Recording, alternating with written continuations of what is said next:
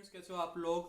तो ये particular video जो है ओबीसी सर्टिफिकेट के ऊपर मैं बना रहा हूँ। मैं अपने एक्सपीरियंस से जो है, जो भी आपकी क्वेरीज है कि ओबीसी सर्टिफिकेट स्टेट का होना चाहिए, सेंटर का होना चाहिए, किस फॉर्मेट में वो होना चाहिए और किस डेट के अंडर में वो होना चाहिए, और यदि उस डेट में नहीं है तो क्या होगा, आपका रिजेक्ट हो जाओगे या फिर आप किस कैटेगरी ओबीसी में जो है काउंट होंगे नहीं होंगे। तो ये सारे जो भी डाउट आपके हैं वो सारे क्लियर होंगे, और ये सारे डाउट मैं अपने एक्सपीरियंस से क्लियर करूंगा, क्योंकि मेरा भी ओबीसी सर्टिफिकेट जो है उसमें काफी ज्यादा प्रॉब्लम आई थी।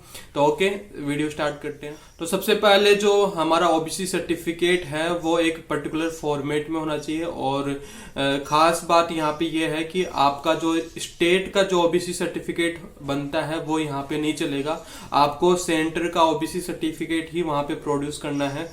और तो इस बात का ध्यान रखना है, क्योंकि हम जब ई मित्र से ओबीसी सर्टिफिकेट बनाने के लिए बोलते हैं तो वो जनरली स्टेट का बना देते हैं। आपको उसको पर्टिकुलरली बोलना है कि आपको सेंटर का ओबीसी सर्टिफिकेट चाहिए, और उसके साथ में स्टेट का भी बनता है। पहले स्टेट का बनता है, फिर उसके बाद में सेंटर का बनता है। यानी कि यदि आप सेंटर का बना रहे हो तो साथ में आपको स्टेट का भी बनाना पड़ेगा वहीं पे। तो सबसे पहले तो यह है कि आपको जो है ओबीसी सर्टिफिकेट जो चाहिए वहां पे वो सेंटर का चाहिए, और एक पर्टिकुलर फॉर्मेट उसका होता है, और वो फॉर्मेट आपको एसएससी की साइट पे मिल जाएगा, और मैं डिस्क्रिप्शन में भी डाल दूंगा। और जो अपना ई मित्र वाला है वो भी आपका वहां पे चलेगा, क्योंकि जो फॉर्मेट एसएससी ने दिया है आपको, बस वहां पे जो लाइंस वहां पे लिखी हुई है वो सारी लाइंस आपके जो फॉर्मेट है, जो ओबीसी सर्टिफिकेट आपने बनाया है उसमें होनी चाहिए, बस यही है। जरूरी नहीं है कि आपको उसका प्रिंट आउट निकाल के सब कुछ वैसे करना पड़ेगा कि पटवारी से साइन वाइन करके तहसीलदार तक लेके जाना पड़ेगा, ऐसा जरूरी नहीं है। आप सिंपली जाके ई मित्र वाले को बोल दो, वो जो डिजिटल अपना ओबीसी सर्टिफिकेट बनता है वो बना के दे देगा, और वो ही वैलिड है। उसमें जो जितने भी लाइंस जो एसएससी की फॉर्मेट में है, जो भी उनकी डिमांड है वो सारी डिमांड्स उसमें है, उसमें कंसिडर कर रखी है। तो ई मित्र वाला जो है वो भी आपका चल जाएगा। तो ये तो हो गई आपकी ओबीसी सर्टिफिकेट की बात और फॉर्मेट की बात। दूसरी बात ये है कि आपको जो है ओबीसी सर्टिफिकेट जो नोटिफिकेशन की डेट है, यानी कि जो आपके फॉर्म भरने की लास्ट डेट जो है उसके अंडर में वो अपना ओबीसी सर्टिफिकेट बना हुआ होना चाहिए। यानी कि जैसे आपका यदि सीजीएल का फॉर्म निकला तो उसकी जो भी लास्ट डेट रही उससे पहले पहले आपका ओबीसी सर्टिफिकेट बनाना चाहिए, और तो वो अच्छा रहता है। अब जो जिनका उस पर्टिकुलर डेट के अंदर नहीं बना हुआ है तो उनका क्या होगा, क्या उनका जो है रिजेक्ट हो जाएगा, क्या उनका कैंडिडेचर रिजेक्ट हो जाएगा, क्या उनको जॉब नहीं लगेगी। तो ऐसा कुछ नहीं है, यदि आपका उस पर्टिकुलर डेट के अंदर नहीं होता है तब भी आपका चल जाएगा। और मैं खुद जो मेरा ओबीसी सर्टिफिकेट था वो उस डेट के अंडर नहीं था, मेरा जो है उसके 8 दिन बाद का था। यानी कि जब मेरा टाइम था तो वो 4 जून 2018 तक मेरा फॉर्म का लास्ट डेट था, और मेरा जो सर्टिफिकेट बना हुआ है वो 12 जून 2018 का बना हुआ है। तो क्या होता है यदि आपका लास्ट मतलब उस डेट के बाहर का सर्टिफिकेट होता है, जनरली क्या होता है यदि आप डीवी के टाइम पे आप जाओगे तो आपको इस तरह का एक फॉर्मेट मिलेगा। ये जो डीवी होने के बाद में ये मिलेगा, आप स्क्रीन पे यहाँ पे देख सकते हो पूरा। तो इसमें जो है ये ओबीसी सर्टिफिकेट यदि आपका वैलिड होता है तो यहाँ पे आप देख रहे हो कि पार्ट 6 जो है यहाँ पे रिजेक्शन प्रोविजन। तो इसमें जो है आपको यदि ओबीसी सर्टिफिकेट उस पर्टिकुलर डेट के अंडर में है, आप यहाँ पे ऊपर देखोगे तो 5.4 और 5.5 में आपका जो है इसमें लिख रखा है कि क्या जो आपने कास्ट का सर्टिफिकेट प्रोड्यूस किया है वो फॉर्मेट में है नहीं है, और है तो उसमें ये यस लगा देते हैं जो डॉक्यूमेंट चेकर वहां पे होता है, और यदि वो प्रोड्यूस किया गया है तब भी वो यस लगा देगा, और उसके साथ में वो डेट लिखेगा कि आपने ओबीसी सर्टिफिकेट इस डेट का यहाँ पे जो है जमा करवाया है, इसकी फोटोकॉपी आपने यहाँ पे सबमिट कराई है। और साथ में जब आपका यहाँ पे 3 चीजें होती है, क्लियर, प्रोविजन और रिजेक्शन। यानी कि आपका यदि सब कुछ अच्छा है तो आपको वो क्लियर कर देंगे, यानी कि आपका डॉक्यूमेंट वेरिफिकेशन अच्छा चला गया, कोई दिक्कत नहीं है उसमें, सारे सर्टिफिकेट वगैरह सब ओके है।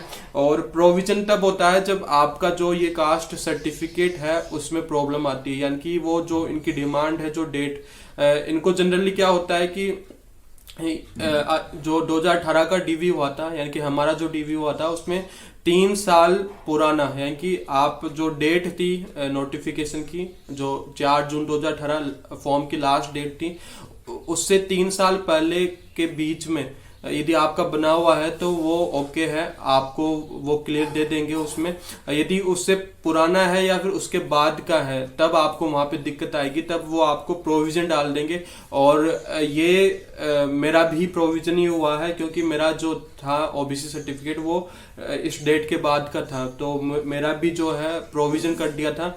और जिनका जो है किसी वजह से, जैसे आपका जो है कॉलेज डिग्री उस पर्टिकुलर टाइम पीरियड में नहीं हुआ है, तब उनको रिजेक्ट कर देंगे। यानी कि यदि आप क्वालिफाइड नहीं हो किसी भी वे में, यानी कि आपकी एजुकेशन जो आपकी डिग्री है, यानी कि आप पास आउट टाइम पर नहीं हुए हो, आपका रिजल्ट बाद में आया है जो उनकी डिमांड थी उस डेट के बाद में, तब भी आपको क्या करेंगे, वो रिजेक्ट कर देंगे।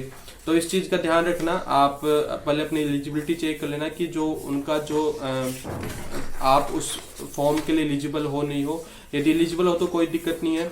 और अब प्रोविजन होने के बाद में क्या होगा, प्रोविजन होने से कोई दिक्कत नहीं होती। अब जो है आपका प्रोविजन हो गया, तो जब आपका रीड डॉक्यूमेंट वेरिफिकेशन होगा, यानी कि आपको जो भी डिपार्टमेंट मिलेगा वो आपका दोबारा से डॉक्यूमेंट वेरिफिकेशन करेगा। फिर वहां पे जो है ये ओबीसी सर्टिफिकेट वो जो है वापस से चेक करेंगे। यदि आपको कोई दिक्कत नहीं है उसमें, यानी कि आपका पूरा जो है उसमें ओबीसी सर्टिफिकेट पूरा वैलिड है, तब तो आपको कोई दिक्कत नहीं है।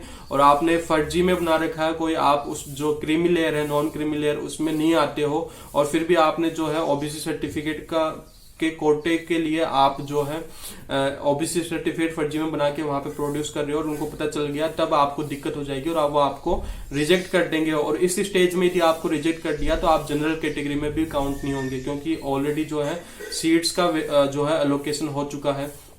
तो यदि आप नॉन क्रीमी लेयर में नहीं आते हो तो आप पहले से ध्यान रखना कि आप जो है जनरल कैटेगरी, यानी कि ओबीसी सर्टिफिकेट आप वहां पे प्रोड्यूस नहीं कराए तो आपको जनरल कैटेगरी में वो काउंट कर लेंगे। और यदि आप ओबीसी का जो है झूठा दावा करते हैं और फिर वहां पे जो है री डॉक्यूमेंट वेरिफिकेशन में आप उनको पता चल जाता है, तो फिर आपको दिक्कत हो जाएगी और वो आपका कैंडिडेट जो है रिजेक्ट कर देंगे।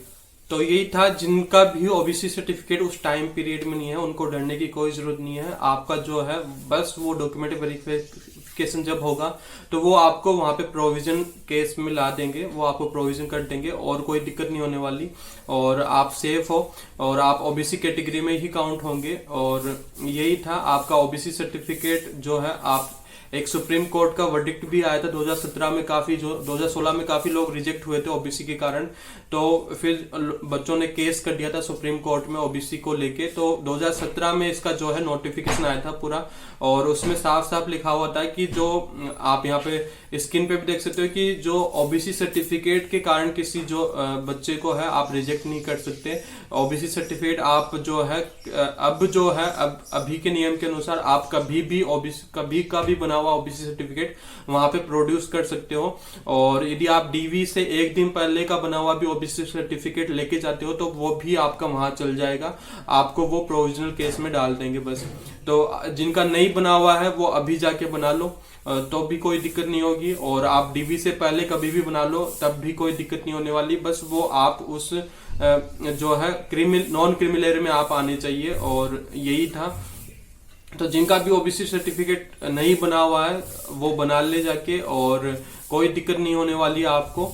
और तो आपको इसी तरह की जेन्युइन हेल्प यहाँ पे इस चैनल पे मिलती रहेगी। आपको इस चैनल को सब्सक्राइब जरूर करें, और जो मेरे से पर्सनली चैट करना चाहते हैं वो मेरा टेलीग्राम ग्रुप ज्वाइन कर सकते हैं। इसका लिंक आपको डिस्क्रिप्शन में मिल जाएगा। Okay, best.